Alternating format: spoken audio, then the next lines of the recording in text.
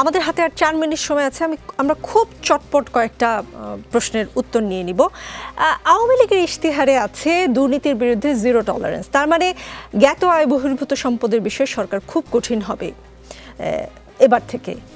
সেটার সঙ্গে 15% কর দিয়ে কালো টাকা সাদা করার বিষয়টা কন্ট্রাডিক্টরি। এটা নিয়ে বেশ আলোচনা হয়ে গেছে।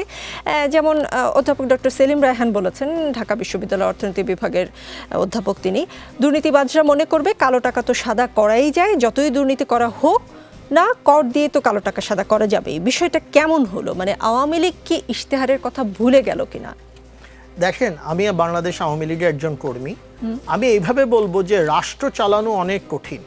আমাদের দেশে আমাদের বঙ্গবন্ধু জাতির জনক বলেছেন যে সবাই পায় সোনার খনি, আমি সোনার খনি পাইনি। কি বলেছেন আপনি ভালো করে জানেন। তো এই দেশে সুযোগের অভাবে অনেক মানুষ সৎ, সুযোগের অভাবে। আর যদি সুযোগ পায় তাহলে সেটা বুদ্ধিজীবী হোক, ব্যবসায়ী হোক, রাজনীতিবিদ হোক, অনেকের সততার জায়গায় প্রশ্ন এসে পড়বে। এই বাস্তবতাকে মাথায় নিয়ে যে কোনো রাষ্ট্রের নীতি বানাতে হয়। আমার অর্থমন্ত্রী যখন কথা বলেন আমার খারাপই লাগে। তিনি কিন্তু এই ক্যাবিনেটের সবচেয়ে সৎ ব্যক্তি, কিন্তু তার আশেপাশে যারা বসা তাদেরকে নিয়ে কি আমি এই অবজারভেশন দিতে পারবো? আমি তো দিতে পারবো না। আমি আমার দলকে নিয়ে দিতে পারবো না।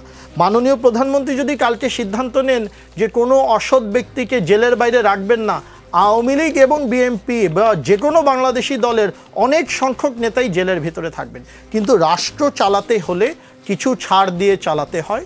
রাষ্ট্র চালানো বাস্তবমুখী হতে হয়, তখন আপনার কিছু ডিফিকাল্ট কম্প্রোমাইজেস করতে হয়।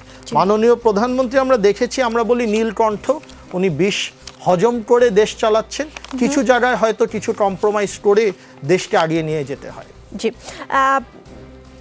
আপনি যেমনটা বলছেন, ঠক বাজতে গা উজাড় হয়ে যাবার আমাদের দশা। কিন্তু সাবেক গভর্নর ডক্টর ফরাসউদ্দিন সাহেবকে আমরা বলতে শুনি যে সরকারের ডান পাশে বাম পাশে যারা বসেন, তিনি সেদিনও একটা গণমাধ্যমকে বলছিলেন, সাংবাদিকের প্রশ্ন ছিল এই রকম যে আমরা হঠাৎ করে দেখলাম শেয়ার মার্কেট থেকে অনেক টাকা উঠিয়ে নেবার অনুমতি পেয়ে গেলেন একজন, এবং তারপর থেকে শেয়ার মার্কেট আর বাংলাদেশে কিছুতেই ঠিকঠাক হচ্ছে না।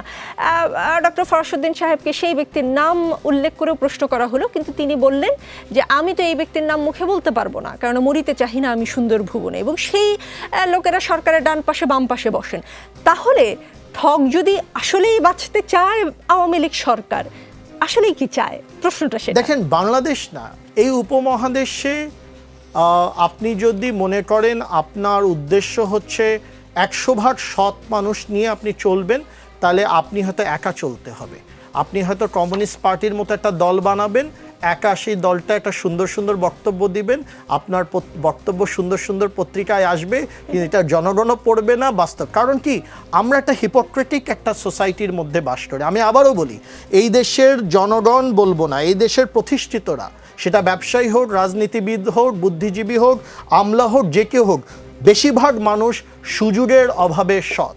এবং এই বাস্তবতার নিয়ে যদি আপনার রাষ্ট্রের নীতি বানাতে হয়, আপনার অনেক কিছু দেখে না দেখে চলতে হয়।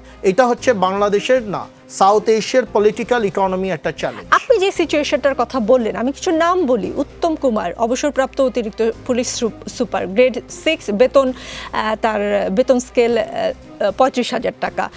অ্যাডিশনাল ডিআইজি শিমুল, গ্রেড 4, বেতন স্কেল 56,500 টাকা। উত্তম কুমারের ঢাকায় 4টি ফ্ল্যাট, বিলাসবহুল গাড়ি। গাজীপুর সাভার আশুলিয়ায় তার বিপুল পরিমাণ স্থাবর সম্পত্তির সন্ধান পেয়েছে দুদক। বেইলি রোডে উত্তম কুমার 9তলা যে ভবনটিতে থাকেন সেখানে 27টি ফ্ল্যাট রয়েছে।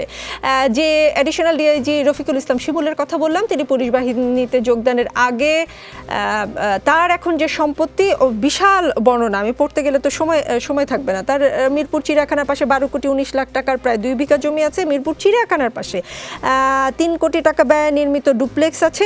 আমি তো বেতন স্কেলটা বলেই দিলাম। আর বেনজির সাহেবের বেতন স্কেল 78,000 টাকা। এই যে সম্পদের পাহাড়, বেনজির সাহেবের সম্পদের কথা বলতে গেলেও আমার অনুষ্ঠান শেষ হয়ে যাবে। আপনি যে সিচুয়েশনটার কথা বললেন, আওয়ামী লীগ সরকার কি তাহলে, আপনি বললেন যে যদি ঠক বাঁচতে যায় একাই চলতে হবে, সেই জন্য কি আওয়ামী লীগ সরকার এমন পলিসি নিয়েছে যে এই লোকগুলোকে পেট্রোনাইজ করে আওয়ামী লীগ ক্ষমতায় থাকবে? না, এটা পেট্রোনাইজের ব্যাপার না। বাস্তব হচ্ছে কি, আমাদের দেশে আপনি এইখানে লিস্টে চলে গেলেন কেন? আমার দল বাংলাদেশ জাতীয়তাবাদী দল বা যে কোনো রাজনীতির দলে তাকান না, আপনি কি তাদের সে সম্পত্তি বিদেশে পাচ্ছেন না? আমার দলের এক এমপির সম্পত্তি তো 260টা বাড়ি পাওয়া গিয়েছে ইউনাইটেড কিংডমে। তো এইটা তো শুধু জায়গা না, এই সমস্যা আমার দলের ভিতরে আছে। বিএনপির নেতাদের টাকাও বিদেশ থেকে এসেছে। না, পেট্রোনাইজ করার ব্যাপারটা না, ব্যাপারটা হচ্ছে আমরা বাংলাদেশের যে কোনো বড় রাজনীতির দলের একটা ডিফিকাল্ট পলিটিক্যাল ইকোনমি সিচুয়েশন দিয়ে যেতে হয়। সেই জায়গায় আমি মনে করি এই দেশের সাধারণ মানুষ সুশাসনের ব্যাপারে জিরো টলারেন্স আসলেই দেখতে চায়। সেই ব্যাপারটা আমরা কতদূর দিতে পেরেছি সেটা নিয়ে কিছুটা প্রশ্ন আছে। আগামী দিনে যদি রাজনীতিক স্থিতিশীলতা অর্জন করতে হয় বা বৈধতা অর্জন করতে হয়, আমি মনে করি সুশাসনের ব্যাপারে অবশ্যই সবচেয়ে বেশি প্রাধান্য, ভীষণ কঠোর হওয়া দরকার রাজনীতিতে।